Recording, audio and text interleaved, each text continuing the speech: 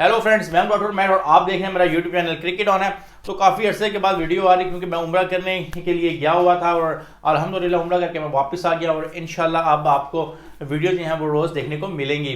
तो बात कर लेते हैं क्रिकेट की। काफ़ी ज़्यादा चेंजेस हुई क्रिकेट में पिछले एक महीने में। अगर मैं बात करूँ तो जहाँ पर रमीज़ राजा को हटाया गया, नजम सेठी जो है वो वापस आ गए, शाहिद खान अफरीदी को सिलेक्टर बनाया गया और उन्होंने 2-3 दिन पहले ही जो है वो रिज़ाइन कर दिया अपनी इस पोस्ट से क्योंकि कुछ खराबियां उनको नज़र आ रही थी सिस्टम में। उसका मैं आगे जाकर जिक्र करूंगा, लेकिन सबसे पहले मैं बात करूंगा one and only the king Babar Azam. इस वीडियो में आप देख भी सकते हैं कि जहां पे बाबर आजम की जो है वो कल लीक वीडियो की गई, जहां पे उनको जो है वो इस मैं कहूँ कि बदनाम किए जाने की एक साजिश की जा रही है। 2 साल पहले जब हमने देखा था कि वो एक लड़की सामने आई जिसने कहा कि मैं बाबर आजम की गर्लफ्रेंड थी और उसने मुझसे पैसे लिए और वो क्रिकेट खेलता रहा और अब मुझे छोड़ दिया है। यहाँ पे अब सारा जो चक्कर है वो सिर्फ बाबर आजम को हटाने की कोशिश की जा रही है कैप्टनसी से। जहाँ हमने देखा है कि प्रेस कॉन्फ्रेंस हो जाए, मैं बात करूंगा यहाँ पे नाम लेके शुएब जट की, जिसने घटिया तीन क्वेश्चन किए बार बार बाबर आजम से कि जी बड़े प्लेयर जो हैं वो कैप्टन अच्छे नहीं है, आपको कैप्टनसी छोड़ देनी चाहिए। कौन होता है वो ऐसे सवाल करने वाला बाबर आजम से, क्योंकि बाबर आजम जो है वो हमारा सुपरस्टार है। उसके अलावा बाबर आजम जो है उस पर बार बार ये तनकीद होती आ रही है कि भाई आप मैच हार गए। अगर आप मैच हारे हैं टेस्ट क्रिकेट में तो उसकी रीज़न एक थी, वो ये थी कि आपकी फास्ट बॉलिंग ज़ीरो थी। आपके पास कोई फास्ट बॉलर नहीं था जो विकेट टेकर हो। अगर आप इस बॉलिंग अटैक के साथ जाएंगे तो आप कभी मैच नहीं जीत सकेंगे। दूसरी तरफ यह था कि हमारी स्पिन बॉलिंग जो थी वो भी कोई इतनी खास नहीं थी। इब्रार अहमद ने विकेटें तो ली लेकिन उसने रन बहुत ज़्यादा दिए, उसको हम बाद में डिस्कस करते हैं। लेकिन बाबर आजम जो हैं उनको इस टाइम हटाने की कोशिश की जा रही है और जो नाम सामने आ रहा है, अगर हम बात करें वनडे की तो शान मसूद को कैप्टन बनाने की बात हो रही है, जिसकी टीम में जगह नहीं बनती। और पर्ची अगर मैं कहूँ उसके लिए लफ्ज़ तो वो गलत नहीं होगा। हमने देखा कि उसको तीसरे वनडे में खिलाया गया जिसकी वजह से शाहिद खान अफरीदी ने जो है वो रिज़ाइन किया। उसकी रीज़न ये थी कि उनको बताए बगैर जो है वो शान मसूद को वाइस कैप्टन अनाउंस कर दिया गया था। शान मसूद वो पर्ची प्लेयर है जिसकी टीम में जगह नहीं बनती। अगर हम बात करें उसने डरबी में रन बनाए पिछले साल, वो काउंटी क्रिकेट थी जहाँ पे थर्ड क्लास जिसे मैं कहूँ फास्ट बॉलिंग और स्पिन बॉलिंग अटैक होता है, वहाँ पे वो रन बना रहा है। और उसको उसी बुनियाद पे उन्होंने T20 वर्ल्ड कप में भी रख लिया और वो T20 वर्ल्ड कप भी खेल गया। यही वजह से जो पाकिस्तान जो है वो बहुत बुरी परफॉर्मेंस देता आ रहा है। अगर इस तरह की पर्चियाँ चलती रहेंगी तो एक प्लेयर जिसकी टीम में जगह नहीं है उसको कैप्टन बनाने के लिए सोचा जा रहा है, समझ से बाहर है। अगर आपने कैप्टन बनाना ही है बाबर आजम की जगह तो उसकी जगह शादाब खान जो है वो बेस्ट इस टाइम अवेलेबल प्लेयर है, जो एक एग्रेशन भी शो करता है ऑन फील्ड। हमें ऐसा प्लेयर चाहिए जो एग्रेशन शो करे और जिसकी कैप्टनसी में थोड़ा सा दम हो। बाबर आजम अच्छी कैप्टनसी कर रहे हैं लेकिन बाबर आजम जो है इस टाइम में बहुत ज़्यादा तनकीद की जर्द में है, जिसकी वजह से उनकी परफॉर्मेंस जो है वो थोड़ी डाउन गई है। हमने इस ओडीआई सीरीज़ में भी देखा है कि वो 3 दफ़ा जो है वो स्टैम्प आउट हुए हैं, यानी हैट्रिक की उन्होंने स्टैम्प आउट होने की इस न्यूजीलैंड सीरीज़ में। अगर मैं बात करूं बाबर आजम की कैप्टनसी तो डेफिनेटली उनकी कैप्टनसी इतनी अच्छी नहीं रही है, लेकिन इस टाइम हमारे पास कोई ऐसा प्लेयर नहीं है जो कैप्टन हो सके, जिसकी वजह से बाबर आजम खुद निकल के सामने आए थे। 3-4 दिन पहले उन्होंने कहा कि फ़खर जमान को वाइस कैप्टन बनाना चाहिए, ना कि शान मसूद को। तो ये वो चीज़ें हैं जो इस टाइम हमारी टीम को बर्बाद करने की तरफ ले जाई जा रही हैं, क्योंकि वर्ल्ड कप जो है वो करीब आ रहा है, 10 महीने रह गए हैं। और हमेशा से ये कोशिश रही है हमारे जिसे कहें कि रवायती हरीफ की, कि मैं नाम नहीं लेना चाहता क्योंकि मेरे बहुत ज़्यादा फ़ैन जो हैं वो उस मुल्क से भी हैं। तो डेफिनेटली यहाँ से साजिश की जा रही है कि पाकिस्तानी टीम को कमज़ोर बनाया जाए, क्योंकि अभी अगर हम देखते हैं हमारी बॉलिंग जो है वो बेस्ट है। अगर शहीन शाह अफरीदी वापस आ जाते हैं, नसीम शाह होते हैं, उसके साथ अगर हसनैन और रऊफ अच्छी बॉलिंग कर लेते हैं तो स्पिनिंग डिपार्टमेंट हमारा ऑलरेडी वेरी स्ट्रॉन्ग है। अगर मैं बात करूँ शादाब फिट हो जाते हैं, नवाज़ हैं और अगर अहमद वसीम वापस आ जाते हैं तो ये बहुत अच्छा हमारा स्पिनिंग अटैक भी है, लेकिन इसको वीक करने की कोशिश की जा रही है। दूसरी तरफ मैं बात करूंगा नजम सेठी को लेके, जो रातों रात जो हैं वो पाकिस्तानी पीसीबी के चेयरमैन बन जाते हैं और आते साथ ही वो सबको फारिग कर देते हैं। तो ऐसा नहीं होना चाहिए। जो जिस सिस्टम चल रहा है और उसके बाद आप मिकी ऑथर को अप्रोच करते हैं, वो रिफ्यूज़ कर देते हैं आपकी कोचिंग को लेके। उसके बाद एंडी फ्लावर हैं, उन्होंने भी रिफ्यूज़ कर दिया है।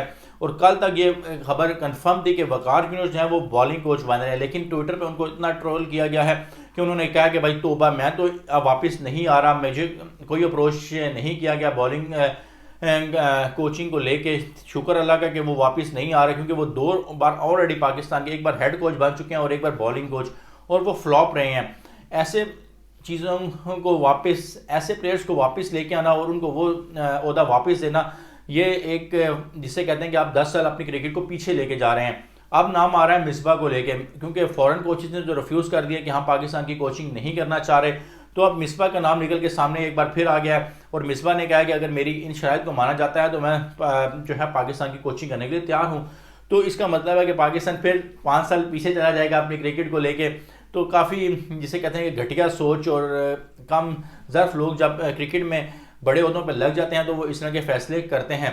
अगर हम बात करें यूसुफ की, तो अच्छी खासी कोचिंग चल रही है। बेसिकली ये सब चीज़ें जो हैं वो इसलिए की जा रही हैं कि बाबर आजम को हटाया जा सके। जिस तरह हमने देखा था कि पास्ट में जिस तरह सरफराज को हटाया गया, पाकिस्तान जीती हुई सीरीज़ हारा, फिर जो श्रीलंका की बी टीम आती है पाकिस्तान को T20 सीरीज़ 3-0 से हरा देती है और सरफराज को फिर हटा दिया जाता है।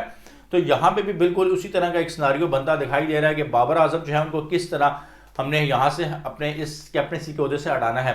बाबर आजम माशाल्लाह रन करते दिखाई दे रहे हैं हमें, जिस किस्म की भी सीरीज़ हो, T20 हो, ODI हो, या जिसे कहते हैं कि टेस्ट क्रिकेट हो। लेकिन मसला यह है कि बाकी प्लेयर उनका साथ नहीं दे रहे। एक प्लेयर से आप टीम नहीं बना सकते। टेस्ट में हमने देखा था कि साउथ शकील ने अच्छी परफॉर्मेंस दी। अगर हम इस ODI सीरीज़ की बात करते हैं तो बाबर के साथ हमें कोई और खेलता दिखाई नहीं दिया। फ़खर ने अच्छी बैटिंग की, रिजवान जो है नंबर 4 पे खेल रहे हैं, उनकी डेफिनेटली अब मुझे नहीं लगता कि आने वाली सीरीज़ में जगह बननी चाहिए, क्योंकि वो बहुत स्लो खेल रहे हैं। वहाँ पे अब मोहम्मद हारिस को होना चाहिए। 4-5 की पोजीशन पे हारिस और आगा सलमान ने अच्छी परफॉर्मेंस दी, क्योंकि उनकी बॉलिंग हमें चाहिए। इफ्तिखार उस पोजीशन पे खेल रहे थे, डेफिनेटली इफ्तिखार को आउट करना बहुत अच्छी एक डिसीजन था, क्योंकि इफ्तिखार, खुशदिल और आसिफ ने कुछ नहीं किया। लेकिन अमाद वसीम को टीम में होना चाहिए, और नवाज़ अमाद वसीम अगर दोनों भी खेलते हैं तो ऐसा नहीं हो सकता। लेकिन एक को खेलना होगा और एक को बाहर बैठना होगा, लेकिन अमाद वसीम की टीम में जगह डेफिनेटली बनती है।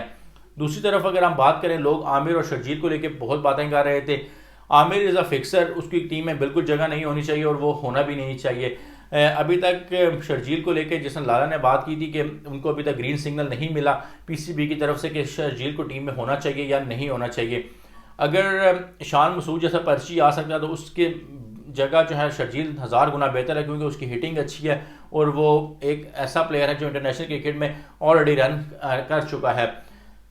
तो ये वो बातें हैं नाजरीन जो इस टाइम PCB में चल रही हैं। सबसे जो बुरी बात है वो बाबर आजम के अगेन घेरा जो है वो तंग किया जा रहा है, ताकि उनको कैप्टन से हटाया जा सके। दूसरी मैं बात करूंगा सिलेक्टर्स को लेके, शुएब अख्तर का नाम जो है वो अब ऑलरेडी कंफर्म होता दिखाई दे रहा है। 1 या 2 दिन में PCB इस चीज़ को कंफर्म कर देगी कि शुएब अख्तर जो है वो अब न्यू सिलेक्टर बनने वाले हैं। क्योंकि जब नजब सेठी आए थे तब शाहिद खान अफरीदी, राशिद लतीफ़ और शुएब अख्तर का नाम आ रहा था, लेकिन अब अफरीदी को तो उन्होंने ऑलरेडी बना दिया, फिर वो अब उन्होंने रिज़ाइन कर दिया। तो अब जो है शुएब अख्तर अब आ गए हैं इस दौड़ में। तो शुएब अख्तर काफ़ी अरसे से इस कोशिश में थे कि उनको बॉलिंग कोच बनाया जाए या PCB में कोई ओहदा दिया जाए।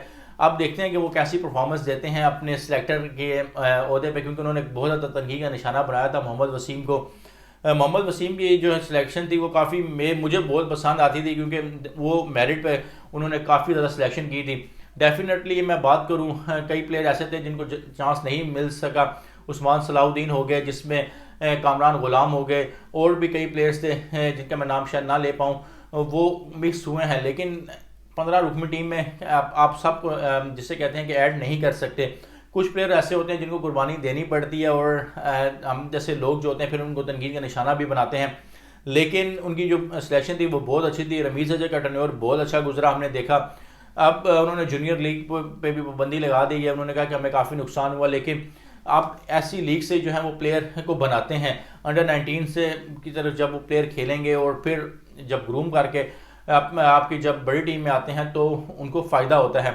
लेकिन जब छोटी सोच रखने वाले सोच जो है PCB के चेयरमैन बना दिए जाते हैं तो फिर ऐसा ही होता है। तो नाज़रीन, ये थी मेरी अब तक की वीडियो। इंशाल्लाह हर रोज़ आपको वीडियो देखने को मिलेगी, क्योंकि मैं वापस आ गया उम्रा करके।